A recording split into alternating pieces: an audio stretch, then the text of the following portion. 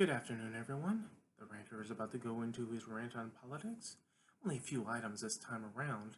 Little minor things that has been floating around in this past week or so in our body politic concerning our beloved precious one, the chosen one, the last king of Israel, and whatever other titles he enjoys, our president of the United States.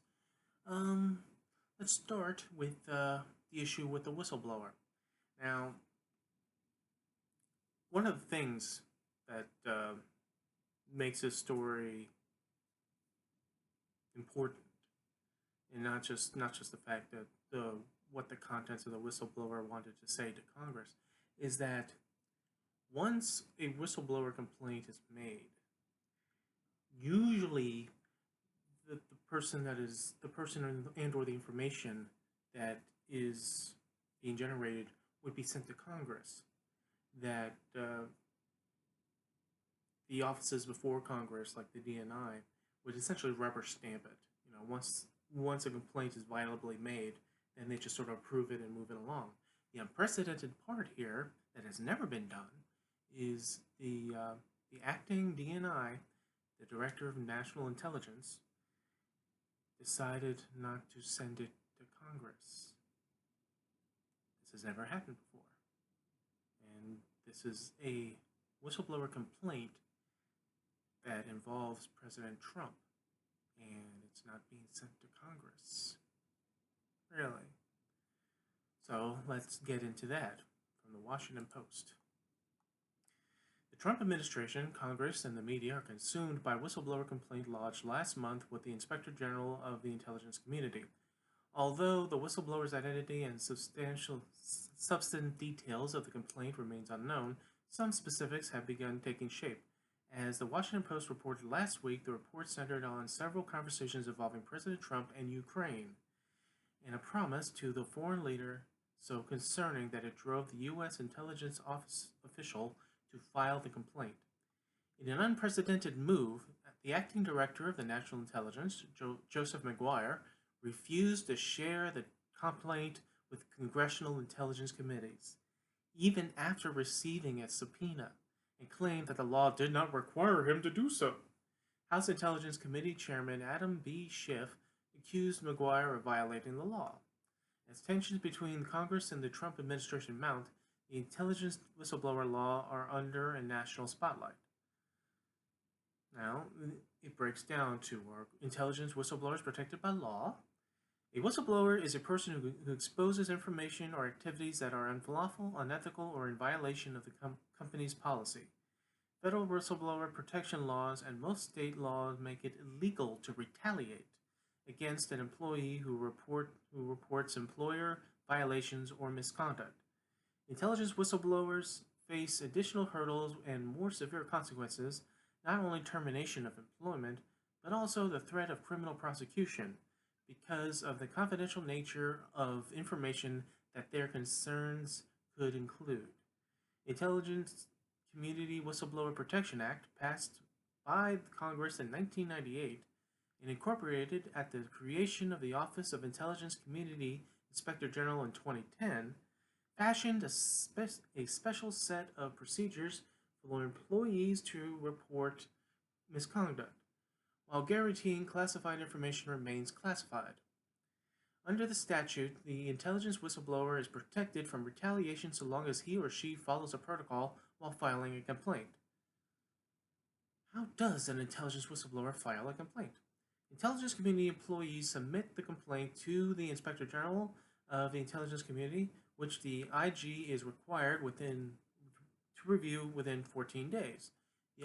The IG determines whether the complaint is of urgent concern, which is defined as involving conduct related to the administration or operations of the intelligence activities within the authority of the Director of National Intelligence involving classified information. If the complaint appears credible, the IG is required to forward it to the Director of National Intelligence, who then has 7 days to send the complaint and any accompanying information to Congressional Intelligence Oversight Committee. If the EJ decides it's not credible, or he or she does not act on the complaint, the whistleblower can contact the Congressional Intelligence Committee directly, but must tell the AG and seek guidance from the DNI to contact the committees securely. So, what happened here? On August 12th, an intelligence community employee submitted a complaint to the acting inspecting general, Michael Atkinson, who concluded that the report was urgent and credible and forwarded it to McGuire. McGuire, however, did not send it to the intelligence committees within 7 days as the statute requires, and failed to give the whistleblower guidance on how to securely contact committees directly. Since then, McGuire has also refused to comply with a subpoena issued by the Intelligence Committee, compelling him to produce the unredacted copy of the whistleblower complaint. In a September 17th letter from the Intelligence General Counsel, Jason Klenek, pardon the last name, to Schiff, Klenek said the whistleblower complaint was determined not to be an urgent concern. The law did not require the DNI to forward it to Congress because it involved conduct by someone outside the intelligence community and did not relate to any intelligence activities within the responsibility and authority of the DNI, he claimed. Klenek, I'm still butchering the name, sorry, also said that complaint involved confidential, potentially privileged communication. Disclosure would violate the president's authority to control classified information, and the whistleblower and the IG were barred from sending information directly to Congress, he said. Can he do that?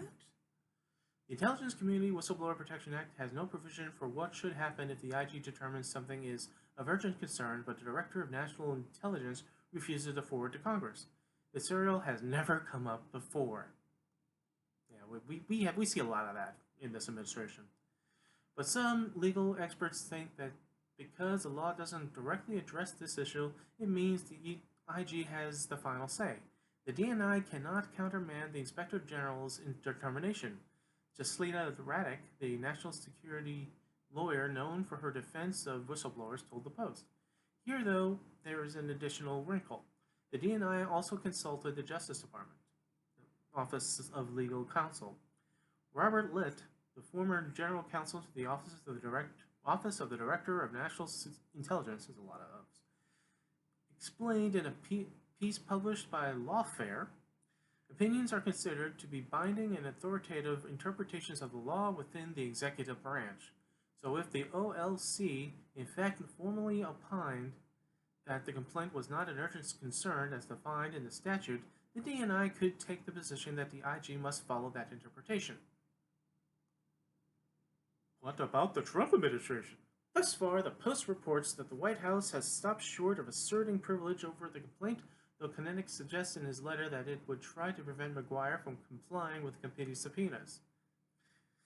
A hallmark of the past administration has been vast presidential powers to control disclosure of classified information. Bill Clinton and Barack Obama both championed whistleblower protections, yet reiterated that the Whistleblower Protection Act did not undercut the president's authority.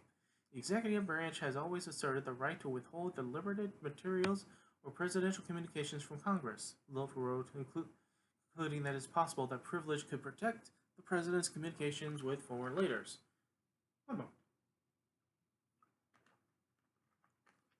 The extent of such privilege, and in particular, whether it would protect the communication, might constitute bribery if it is untested, he said. But if the White House asserts as such a privilege, then the ODNI would be bound to honor it. In a Twitter thread Thursday, Jack Goldsmith, a former Assistant Attorney General of the Office of Legal Counsel, similarly said that this was the standard executive branch position of many administrations that should control here. The president's power to act in confidence is at its absolute height when it's classified conversation with a foreign leader. Goldsmith wrote, "This isn't a defense of Trump, but it's a defense of the presidency." Can a whistleblower or IG disclose a complaint to Congress anyway?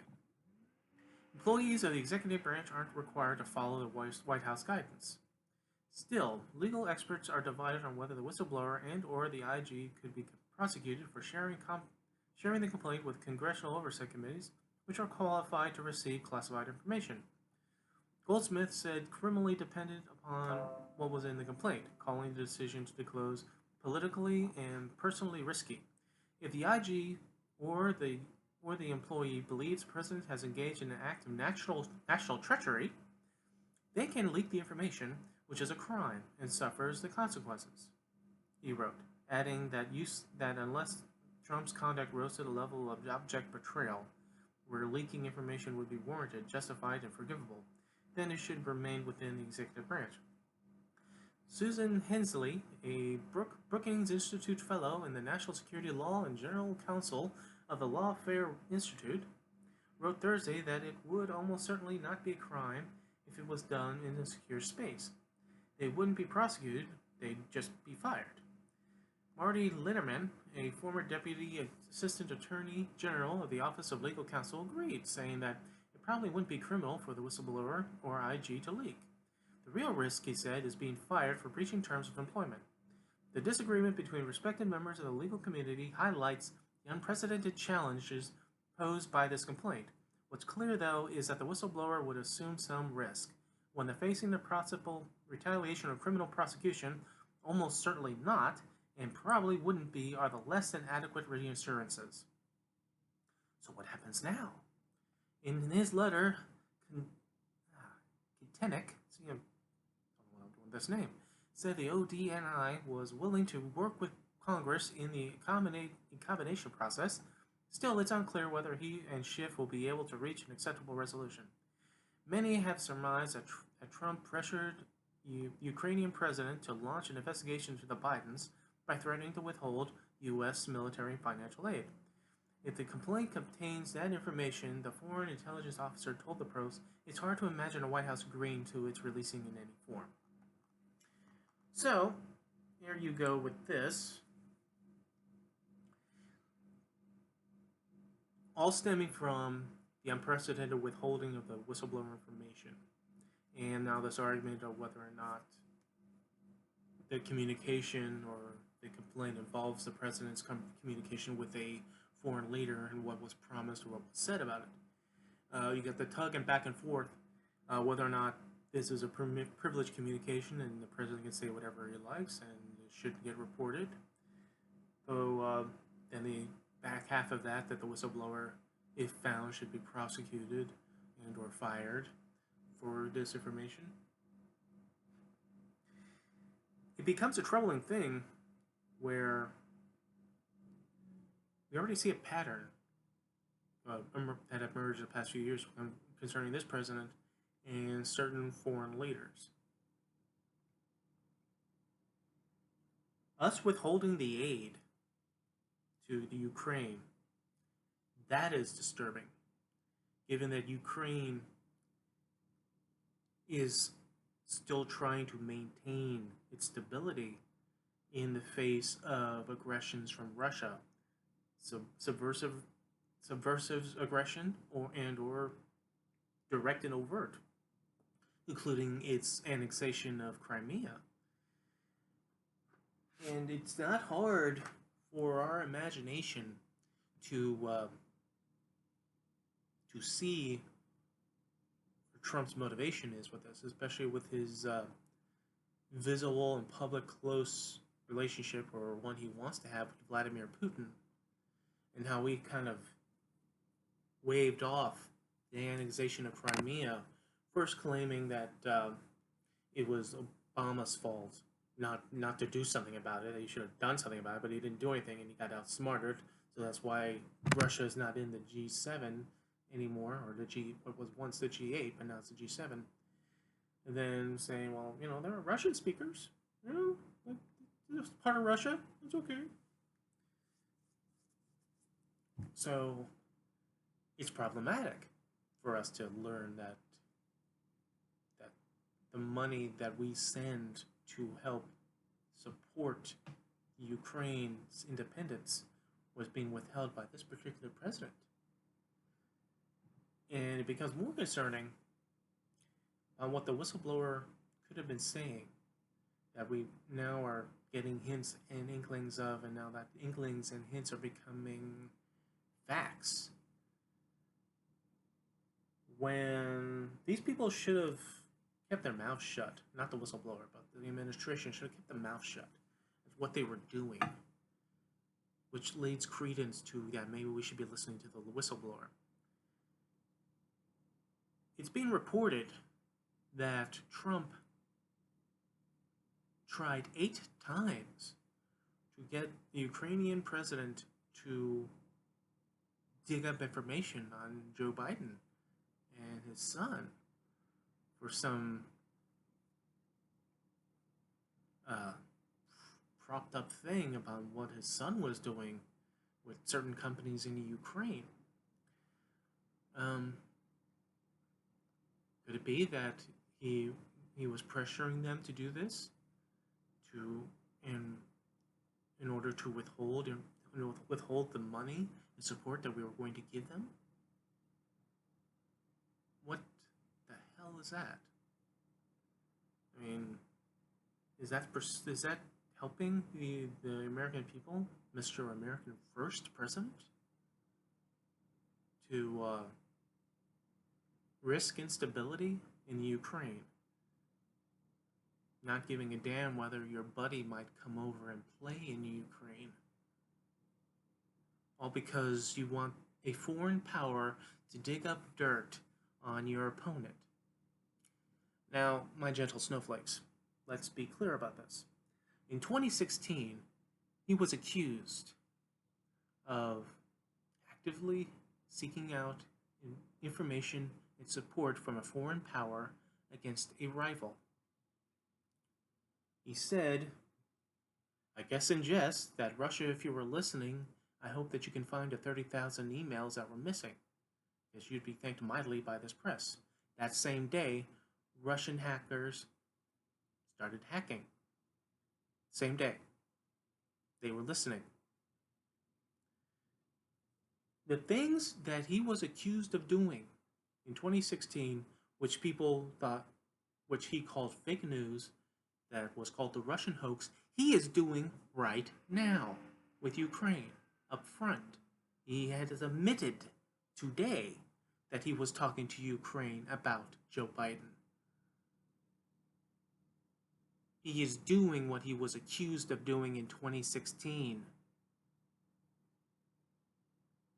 Are we going to blink about that? Are we going to maybe make official flinch about that?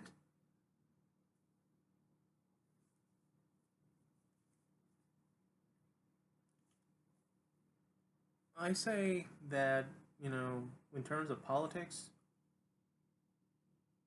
our values seems to be negotiable for politicians. I generally say that about Republicans, because the stark contrast of what they were advocating and championing in the 90s and 2000s, especially when it was with Bill Clinton being in the White House and they wanted to have that moral authority. Oh, those values, that ironclad thing, that was so negotiable once Trump was there. When someone as visibly corrupt as Trump is there,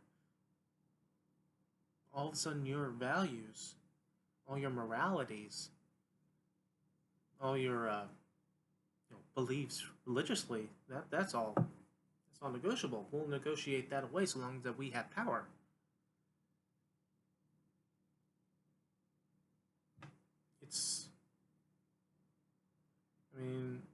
I wonder, the people who are former Republicans who are in the limelight in the media and so forth, the Joe Scarboroughs, the George Wills, do they ever talk to their Republican buddies anymore? I mean, have them over for dinner, talk turkey about politics, because these people who were like side by side with them, either in office or in punditry, when it comes to George Will, they're working the complete opposite of what they were about as conservatives. Again, conservatism is also a negotiable thing, isn't it? I mean, we're redefining the norms of, like, almost every day. what it means to be a Republican. Well, what it meant to be a Republican, a Bush Republican, a Reagan Republican, that's going by the wayside. That Republican Party may as well be the Whigs before they bowed out of the political spotlight. And the Republican Party, the grand old party, is now going to be the party of Trump. It is already. I mean,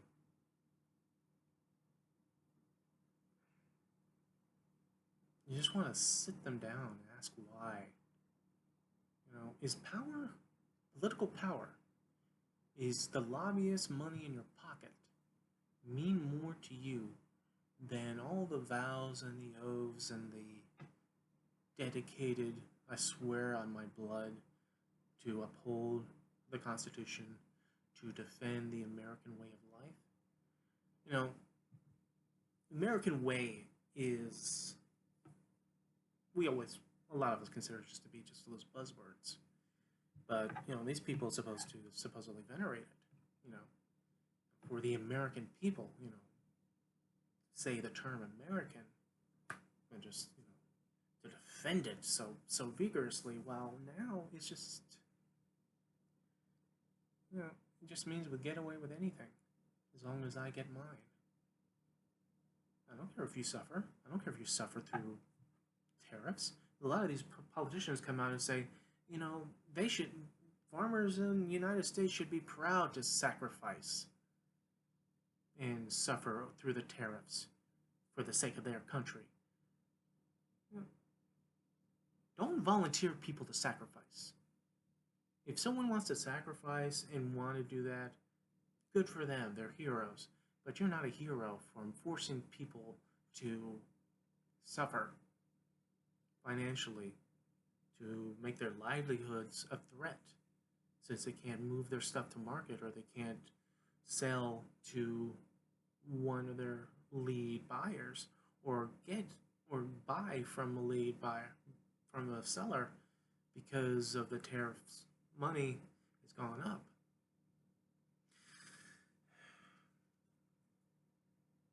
So, yeah.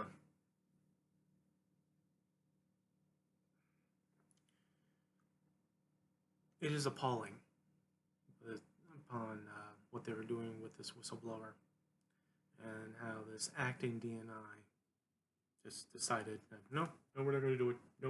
Nope. Deny the American people, through their representatives in the Congress, the information that this person found concerning enough, that the Inspector General found it urgent and concerning enough. But what? It's not urgent and concerning enough because whoever's in the White House?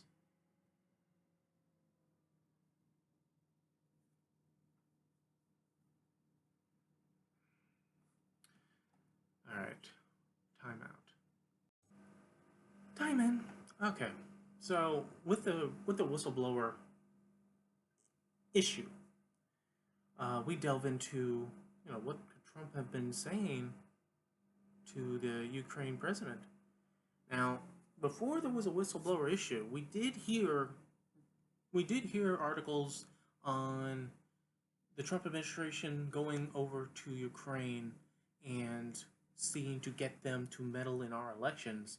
Not use the term meddle, but to dig up information on Joe Biden. We heard months ago, that Rudy Giuliani was going to go over there. And when that first found out that he was going to go over there, then they denied he was going to go over there, and he wasn't going to go over there. But now he's either going to go over there or he's been there. So we'll get into my opinion about this, but let's go to the official record from the Associated Press. President Trump admitted on Sunday that he discussed Joe Biden in the phone call with the newly elected Ukrainian president in July, seemingly confirming the reports that he pressured the foreign leader to investigate a domestic political opponent. The conversation I had was largely congratulatory, with largely corruption of all of the corruption that taking place, and largely the fact that we don't want our people like Vice President Biden and his son creating to the corruption already in Ukraine. Mr. Trump told reporters at the White House before departing on his trip to Texas. The president's admission about his conversation about Biden with the current Ukrainian president is an extraordinary development in the unfolding dispute over the whistleblower complaint by a member of the intelligence community. The administration has refused to provide the complaint to Congress, but details about its content have slowly emerged over the past week. House Speaker Nancy Pelosi demanded the administration provide the complaint to lawmakers, warning of a grave new chapter of lawlessness in a letter to congressional colleagues on Sunday. She called the standoff an emergency that must be addressed immediately. The Washington Post reported Thursday that Ukraine was the subject of the whistleblower complaint, which is a source with the matter confirmed to CBS News. But the source said Ukraine was just part of the complaint, suggesting it includes more than one element or allegation. The Wall Street Journal reported Mr. Trump urged the president of Ukraine to investigate Biden 8 times. The president and his personal attorney, Rudy Giuliani, has accused Biden of acting inappropriately in 2016 by pushing Ukraine to oust then Prosecutor General Viktor Shonik, whom Western officials widely denounced as corrupt. He wasn't alone in that. The fired prosecutor had opened an investigation into a Ukrainian national gas company whose board members included Hunter Biden, the former vice president's son. Elder Biden said Saturday that he had never spoken to my son about his overseas business dealings, accusing the president of violating the basic norm of a president by pressuring the Ukrainian president to investigate the son of a potential general election opponent. Trump's doing this because he knows I'll beat him like a drum, and he's using the abuse of power in every element of the presidency to try to do something to smear me, Biden said, calling on the president to release a transcript of the July call with Zelensky, the new Ukrainian president. Mr. Trump is scheduled to meet with the Ukrainian president at the United Nations General Assembly in New York this week. He dismissed Biden's comments on Sunday. Biden made a lie when he said he never spoke to his son, the president said. I mean, give me a break. He's already said he spoke to his son, and now he said yesterday he firmly did not speak to his son. Of course you spoke to your son. So he made the mistake of saying he never spoke to his son.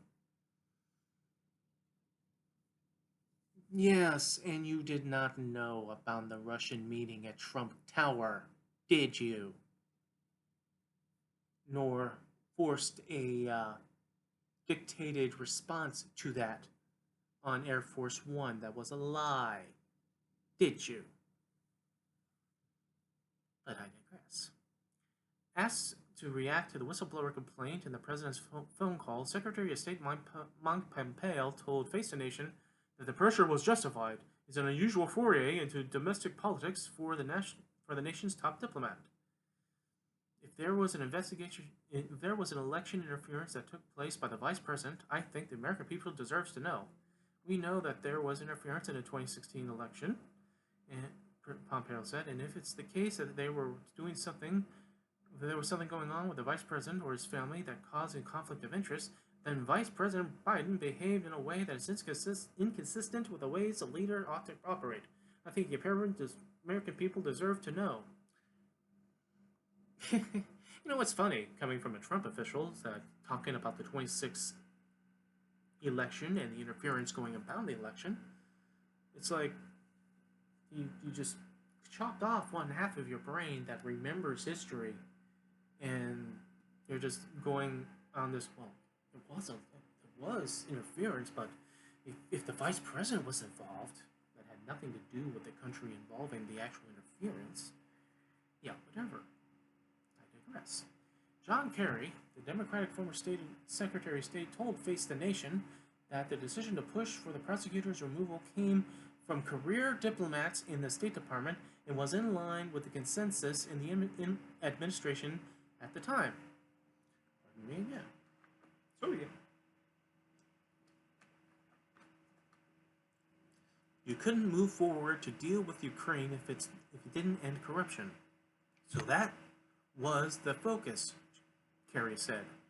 It was professionals in the State Department and an ambassador who requested that we be involved in trying and get the prosecutor out of the way who was not able to move. That was an administration policy. It was a professional diplomat who requested that we try to do that. So I think there is no equivalency here. The president's just as, throwing up a distraction. Yes. The national gas company in question was owned by an ally of former Ukrainian president who was aligned with Russian President Vladimir Putin before being forced from office in 2014. On Sunday, the president also brought up that the former vice president threatened to withhold funding for the country if he didn't remove Sokin. Mr. Trump referred to as what Biden said about billions of dollars that he wouldn't give them unless they fired the prosecutor. Then he bragged about how they fired the prosecutor and they got the money. It is true that Joe Biden, while vice president, threatened to withhold aid from Ukraine unless it ousted Sokin, and the Ukrainian parliament voted to do so in 2016.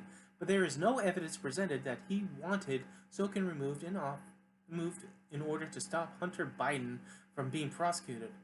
And Sokin's removal was hardly a surprise. For months, he had widely criticized by the U.S. and European powers for his failure to prosecute government officials and members of parliament for corrupt actions taken during the former president's administration in Ukraine. And while an investigation into the company has been opened, according to Bloomberg, by the time Biden made this threat, the probe into the company had been long dormant. Biden himself has spoken openly about his conversation he had with Ukrainians, describing the interaction at an event at the Council of Foreign Relations in January 2018. I said, I'm telling you, you're not getting the billions of dollars, Biden said. I said, you're not getting the billion. I'm going to be leaving here in, I think, about 6 hours. I looked at them and said, I'm leaving in 6 hours. If the prosecutor is not fired, you're not getting the money. Well, the son of a bitch got fired. And they put in place someone who was solid at the time. So, there's that.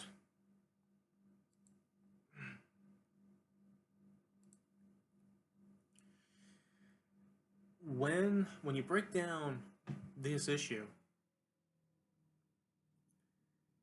the investigations on this prosecutor wasn't a sole venture of the United States, was not a sole venture of Joe Biden. And it had nothing to do with Hunter Biden and his involvement with this natural gas company. European powers and U.S. diplomats were all pushing for him to be ousted because he was a corrupt supporter of Vladimir Putin and the machinations that Putin was doing in his country of Ukraine. This wasn't some secret thing, that was hidden under wraps. Even his threat to withhold the money wasn't a secret thing. It was added pressure to someone who was already being pressured by the world to be ousted, to which the Ukrainian government voted to oust, and they got him out. These are not secret things. This is not a scandal. These are merely political machinations, but it was machinations done on behalf not only of the United States for its interest in Ukraine, but the world, for the UN's interest in Ukraine in preserving its independence from Russia.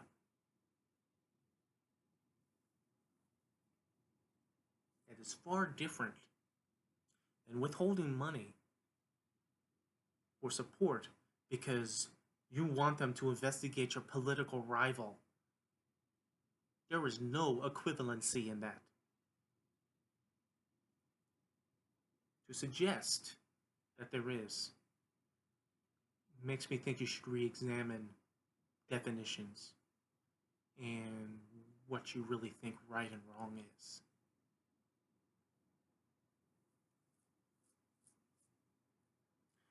Now, Joe Biden,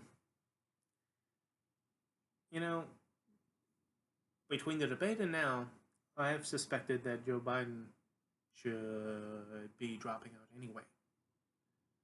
I think The polls that keep him ahead, even after this last debate, is doing him a disservice to his legacy. That he should be the elder statesman that gracefully bows out but supports and allows himself to be a mouthpiece, to be assisting the Democratic Party in the United States. But the polls and supporters are keeping him afloat, keeping him ahead. Though it's nice to know that in Iowa, at least in one poll, Elizabeth Warren has now crossed over and is in the lead, at least in Iowa.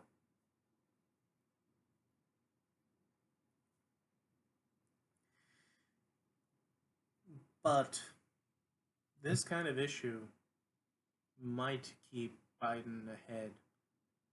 Something almost by virtue of the fact that people will be pissed off that Trump is doing underhanded shit with a foreign power just to dig up dirt on him over his son. Now, why is the son factor the more disrespecting part of this? Because Joe Biden lost Beau Biden.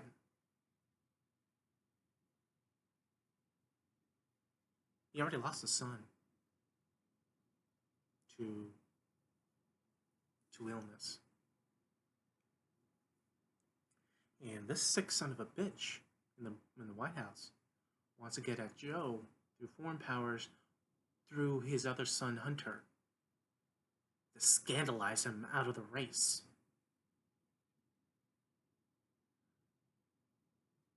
Is that something to be proud of, Trump supporters?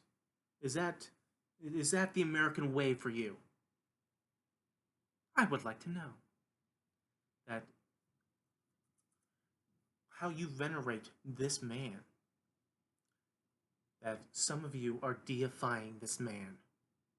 That this is the actions of a man that you are considering such a hero that is making America great again when he hasn't done shit for America or for you.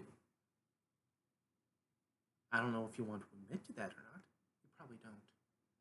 You probably see status quo as improvement. That it didn't get any worse yet. And if something did get worse, oh well, it's Obama's fault 3 years later. Or it's the Democrats' fault now. But certainly can't be Precious's fault, right?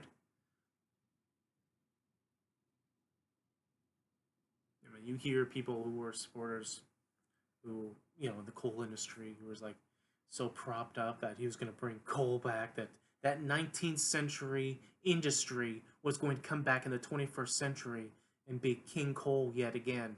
And when it turns out that was just bullshit to get your votes, and you were left hanging, that coal unions are realizing that that the support that they were promised is not coming, you're left holding the bag. You kind of got upset about that, didn't you? Or those, those farmers who support Trump now going to feel the sting of the tariffs and baffled by how the President of the United States, who has a very great brain, who knows all the best words, is a stable genius, doesn't understand the concept of what tariffs are, is going to allow you to suffer with a higher cost of not only buying goods from China, but selling goods to China.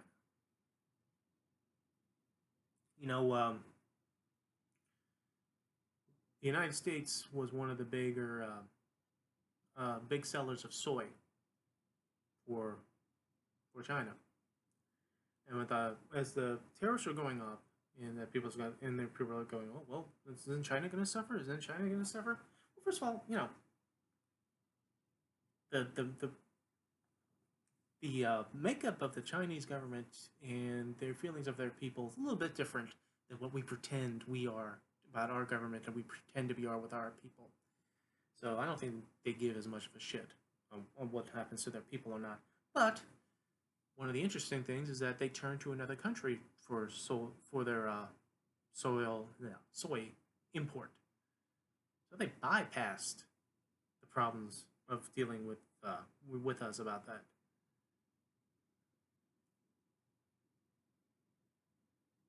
The one thing to being the top manufacturer in the world was in China, that you get tariffs on them, you don't have too many options of anywhere else you want to go, especially in Christmas season that's coming up.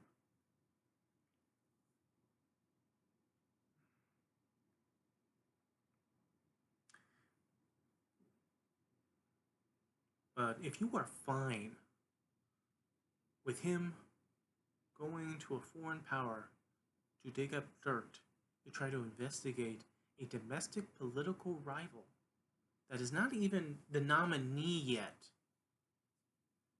or could be the nominee,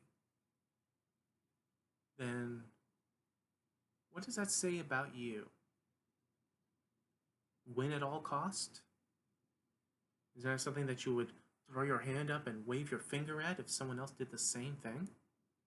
The thing is no matter how bad a Democrat is, you don't see the Democrats doing that, do you?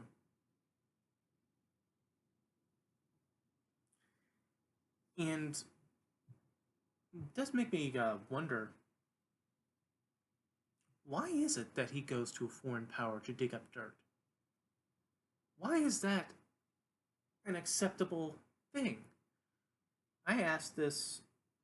There was a live stream that Joy Reid did, and she was taking questions from she was taking questions from the internet, and my question actually was last, and she actually answered me, which was kind of cool for me. And then the question was, why isn't it not illegal for a political figure to take information from a foreign power to use against a political rival? It should be illegal. She admits that, but you know, the way the laws were established is that there has to be a quid pro quo. It has to be like money exchanging hands or information change or some sort of like deal that goes by.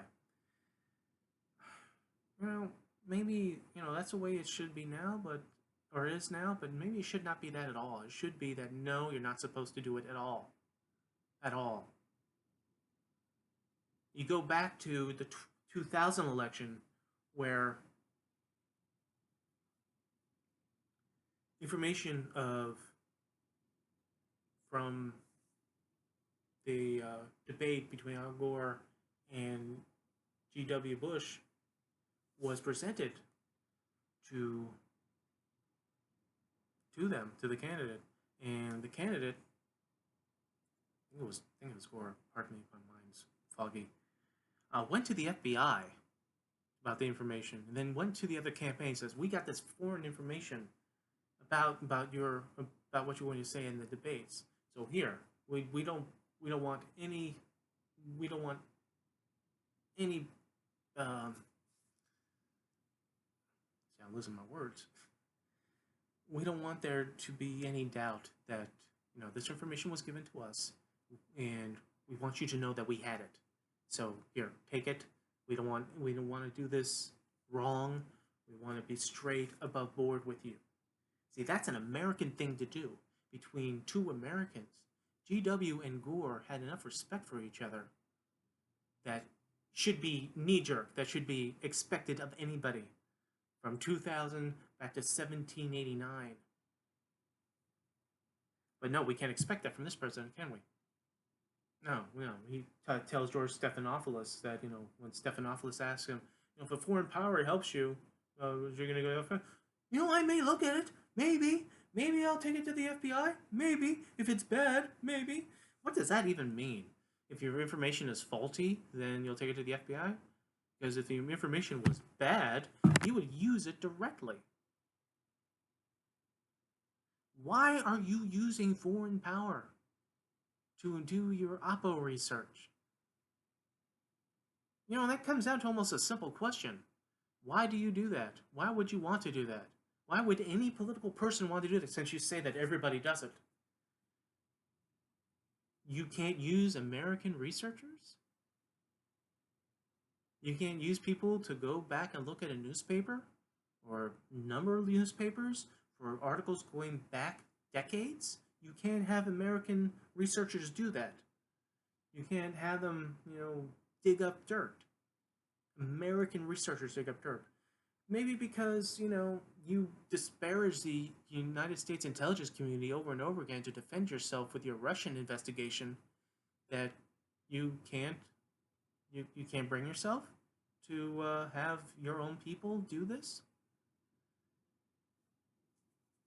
It's almost the aspects of how he deals with like his own buildings when he actually hires illegals to work his buildings, pay them shit or pay them not at all. They're cheap labor. Is this cheap oppo research? And to threaten a country to do that, given how your relationship with a country that is threatening their livelihood and independence.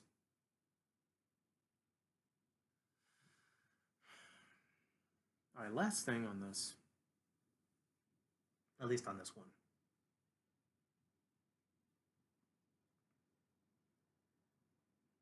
It says something that more people are not upset about this. On the Republican side, that just shows you power means more than country. Power means more than your word. Power means more than your belief and your oaths and your dedication. Everything that you believed in, that you touted, can be thrown by the wayside so long as you maintain your power.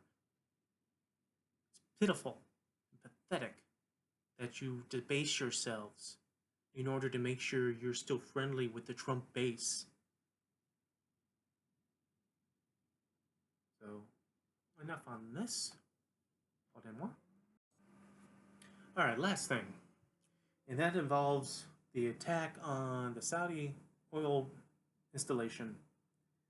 Be it done by the Houthi Yemeni, who took credit for it, or the Iranians, where our U.S. intelligence community says in consensus that the attack was launched from Iran. We've been going back and forth on what we've been seeing the responses from our president and our government, and it's infuriating how we, concerning our government, is so eager to send our troops out to be mercenaries for hire for Saudi Arabia. At least that was the rhetoric that was going to be brought up. However, it turns out that Trump had backed off on that, and instead is going to sanction the Iranian bank. However, U.S. troops are being sent over, and munitions and logistics for air defense. A modest send over. Let's go the official, and then we'll talk about it afterwards. This is from the New York Times, Washington.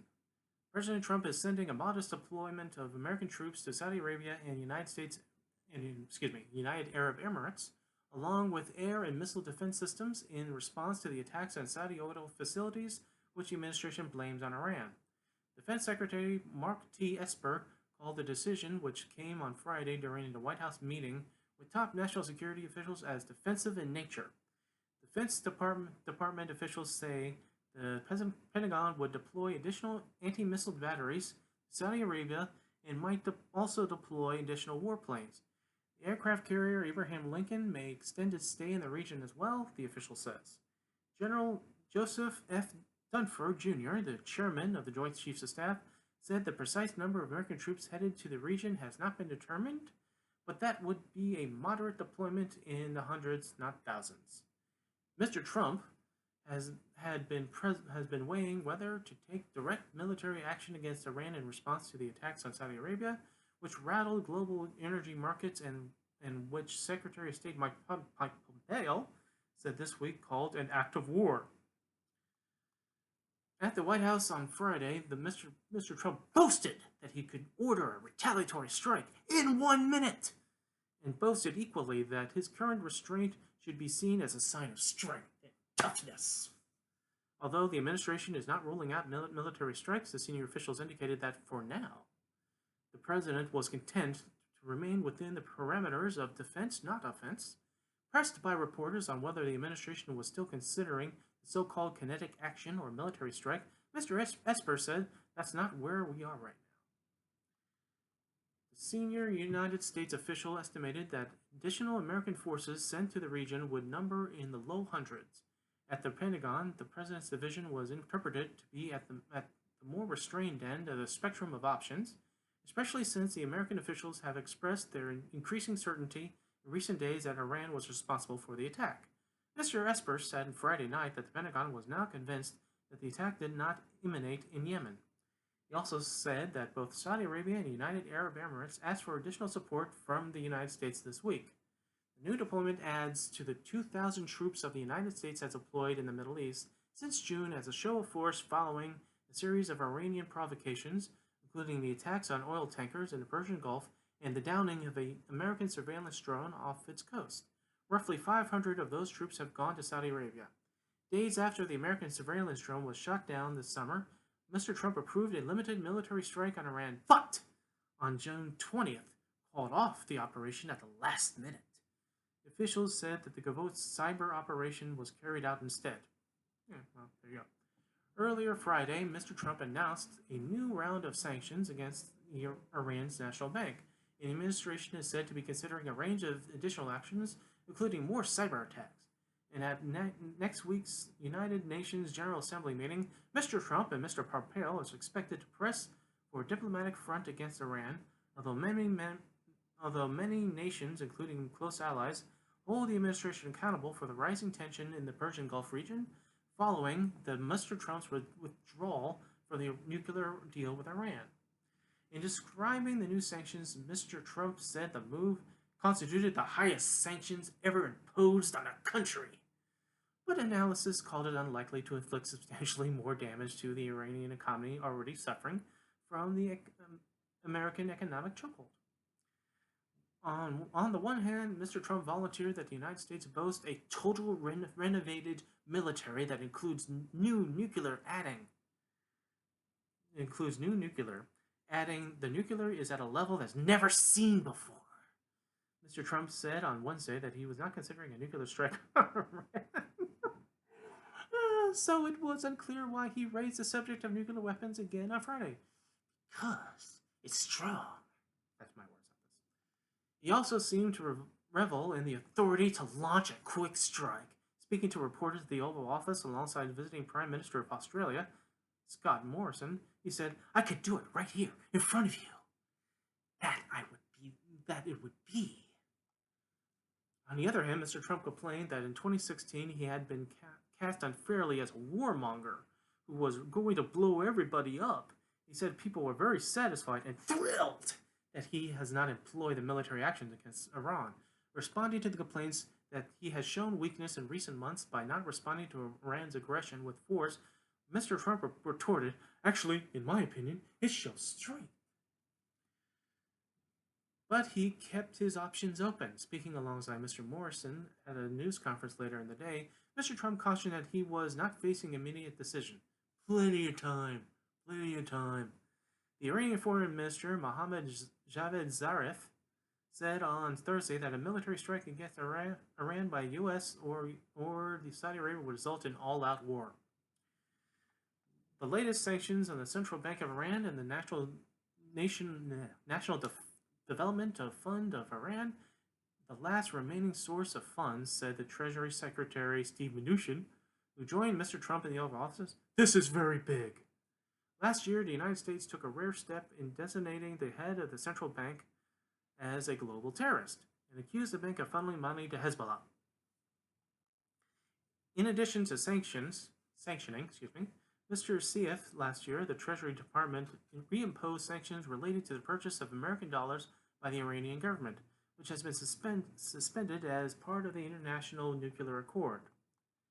The new sanctions to the central bank are an additional layer over what the United States has already levied, said Ryan Fahey, a partner in the Hughes, Hubbard & Reed, who heads the firm's sanctions. expert controls, and anti-money laundering practices. The impact of the new penalties on the development fund, Mr. Fay said, depends on how active or well-funded it is. If the fund was access to oil revenues, he said, the sanctions would have an impact. He said the extent of the central bank interest in properties in the United States is not known. Tehran denies any role in the attacks, which hit two of the kingdom's most important facilities, and Mr. Trump has stopped short of assigning definitive blame. On Thursday, Mr. Pompeo said that the president wanted a peaceful route, and in a briefing for reporters ahead of next week's United Nations General Assembly. A senior administration official said the gathering would be an opportunity for Trump officials to consult with a broad range of partners and allies. President Hassan Rouhani of Iran may attend the international gathering, but has ruled out a potential meeting with Mr. Trump, who says he wants to negotiate with Iranians to solve the tensions over their nuclear program and foreign inventions throughout the Middle East. All right. So to sort of unpack that, I have long suspected, and our president has kind of proven it out over various issues, that Trump does not want the responsibility for anything. He will talk tough. He will tweet tough. Oh, your finger is on the button. We're cocked and loaded. We're ready. He tells the reporters right there, I can do it right now. I can do it right now. I can order a strike right in front of you right now. I won't, but I will. He is a coward. I don't say that because I want us to attack Iran. I say that because he doesn't want the responsibility for attacking Iran. He doesn't want the responsibility for kicking people off of healthcare, even though he desperately wants to destroy Obamacare. He doesn't want the responsibility for any major policy issue. He'll go up to the line and then go, oh, leave it to the Congress. The Congress will handle it. Whether the Congress does something that he approves or disapproves, he'll still wave his hands and he will tweet, but he won't do anything directly. Over the week, we have been annoyed by his veneration towards the kingdom of Saudi Arabia. So much so that when he talked about it, he didn't say Saudi Arabia in the tweet, he said the kingdom, showing a deference from Mr. America First towards them. We are galled at how this president, who refuses to acknowledge that the Crown Prince had Khashoggi killed and dismembered, was going to be ready to send over our troops to assist the Crown Prince in his country. That we don't have a military treaty to do so as we do with our other nation-state allies. We have an alliance, yeah, but it's not the same as if someone attacked any European power.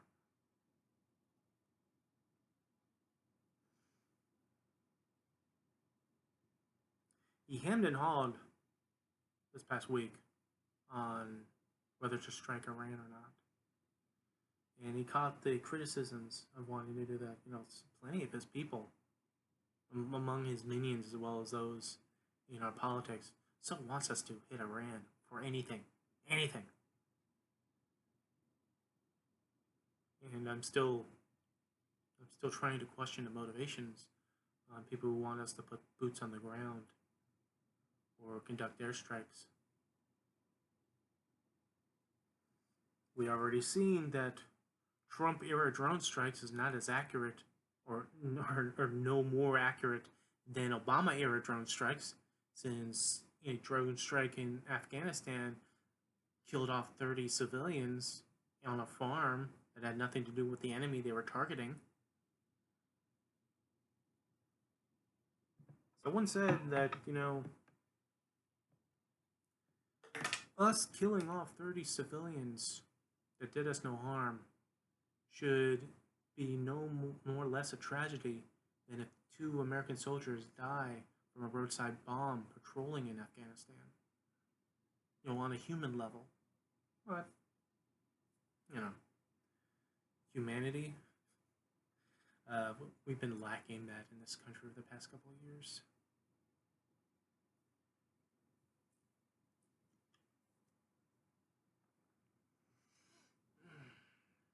No, he doesn't want the responsibility of war.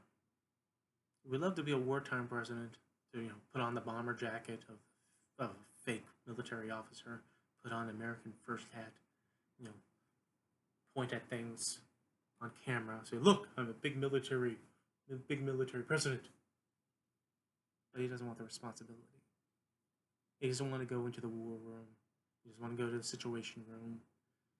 The last time he did a military strike that he was supposedly observing, he was at dinner in Mar-a-Lago, and that was that raid in Yemen at the start of his presidency that backfired.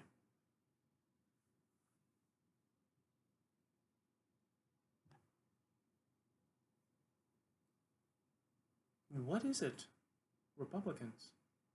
Some of you who are war hawks, some of you who are military minded, that value the American soldiers. Do you want them to be the little green plastic men, little army men on his map? Be pushed around back and forth, back and forth? Do you want our soldiers to be considered mercenaries for the kingdom? I mean, when you look at it from 30,000 feet in the air, you see that a strike on the oil field, depending upon it was Iran or the Yemeni rebels that are supported by Iran, it's about the war with Saudi Arabia and Yemen. Yemen is the proxy, as our conflicts with Russia during the Cold War, we fought the proxies. We fought the North Koreans and we fought Vietnam. And those worked out wonderfully, didn't they?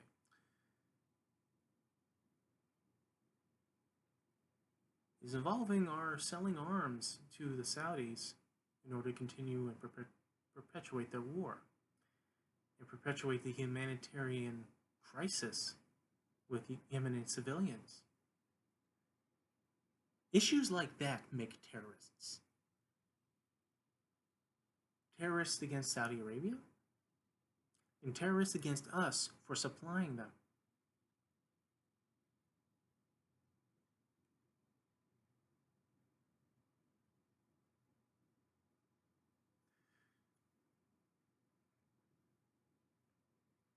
Indecision is a problem for us, for this administration.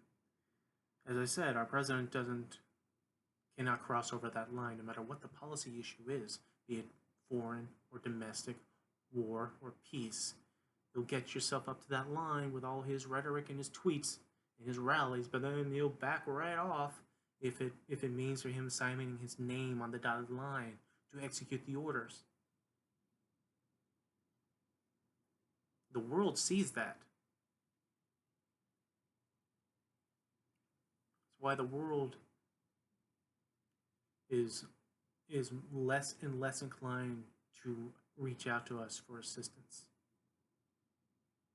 as they can't trust us anymore because of the leaders that we voted in, that treats our closest allies like trash and venerates their rivals, the dictators that could be threatening their livelihood.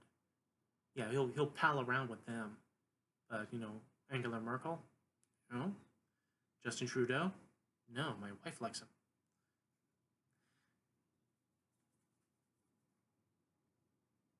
I think he's kind of getting twitchy over Boris Johnson because Boris Johnson is not doing so well keeping up the issues in England over Brexit.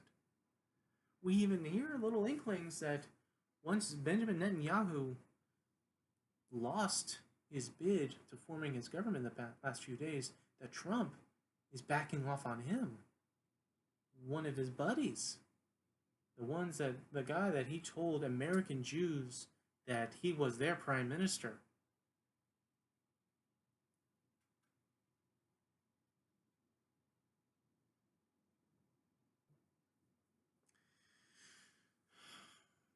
You know, it's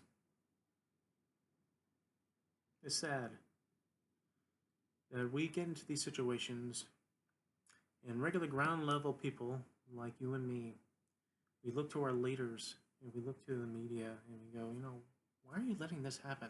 Why aren't you questioning this? I mean, people question after the fact, the punditry questions after the fact, the media questions after the fact in order to garner ratings or rehash things over and over again in order to keep your interest up, to keep your ire up. But the thing is that we don't get definitive resolutions or anything from this. So why is the Republicans silent on this? Or are they goading this on? Why are things that are improper and unprecedented allowed to happen where there is not more blowback or static? Why is even the Democratic Party having some issues with their own messaging? I mean, like determining the impeachment of Kavanaugh over the latest thing that he did back in Yale. My opinion, Kavanaugh is a scumbag and he probably did everything that he did. But it's too late now. All he can do is point with revulsion at the guy who broke the law and committed misconduct towards women is now a judge. And you can point at the Republicans who were gleeful in making him a judge. People like Lindsey Graham, who just brushes off the rape victims as, I don't care, call the cops. Or Susan Collins, who was hemming and hawing on whether or not to do it. Then she finally voted for him. Now she's having a little bit of difficulty now. Maintaining her moderate stance when she also voted. She was a deciding vote in making sure Trump was able to get money from our military to fund his wall. Yeah, she's having problems.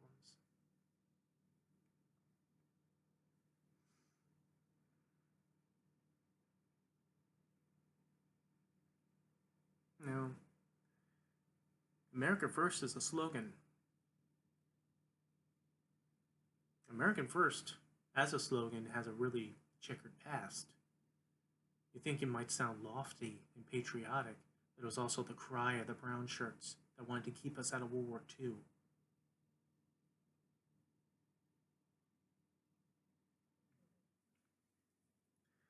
But just saying it doesn't mean you're doing it.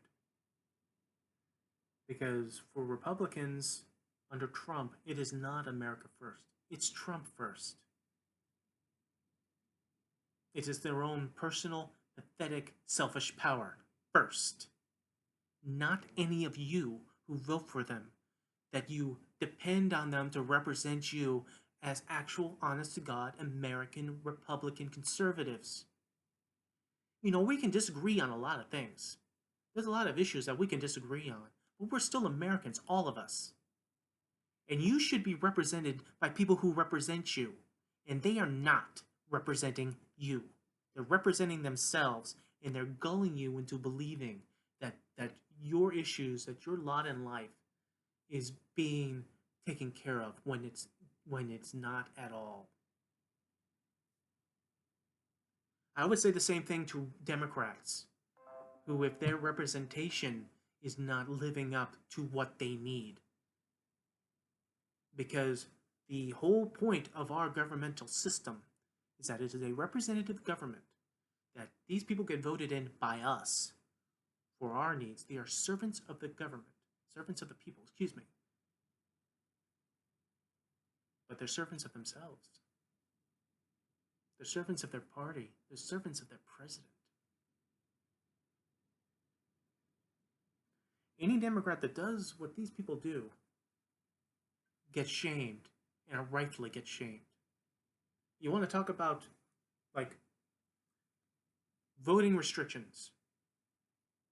What happens to people in the black community or the Hispanic community, or just gerrymandering and how certain districts get changed because of one reason or another, because of the parties want to make sure there's more capability of voting for their group as opposed to another group. That's awful. That is something that should have been taken care of. But we hear about it every election cycle. Why? Because no one takes care of it after the election, Democrat or Republican. And that is a sin. No one should be having any difficulty in voting. No one. No white, black, Hispanic, Asian, gay, straight, Christian, Muslim, Jew. No Democrat, no Republican should find voting to be a hassle. And people are trying every election cycle we hear about this, how people are working their damnedest to make sure some of you are not able to vote. Closing down voting places, sending out disinformation to make you not know where to go. Both sides can be the blame for that, because either they're intentionally doing it, or they think, oh, it's after election, it doesn't matter anymore. So let's go on to my other pet projects. There's so many things like that is going on. All right, but I digress. That was the rant part. All right, guys. Lee will not be in a war with Iran. I don't think we'll be in a war in Iran, because I don't think our president, frankly, has the balls to make the order for us to go into a war in Iran. And that's a good thing, that we don't directly go into a war with Iran, because they didn't strike us. You want to go to a war with Iran over them taking down a surveillance drone? Really? You want to risk American soldiers' lives? You want to commit deaths on perhaps civilians of Iranians who haven't done shit to you over a drone? Over another country's oil facility? Country that that we are deferring to, even though an American resident journalist can be killed and dismembered, and it's okay.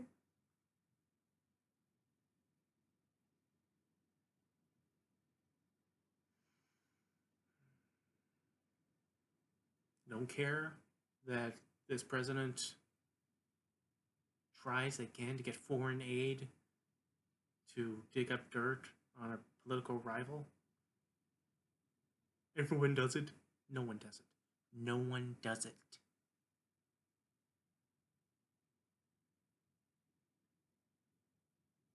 All right. I gotta get ready for work. Y'all have a good day. I will most certainly be back, because a ranter needs a rant, and when the urge to rant is rising, and here I am. See you guys.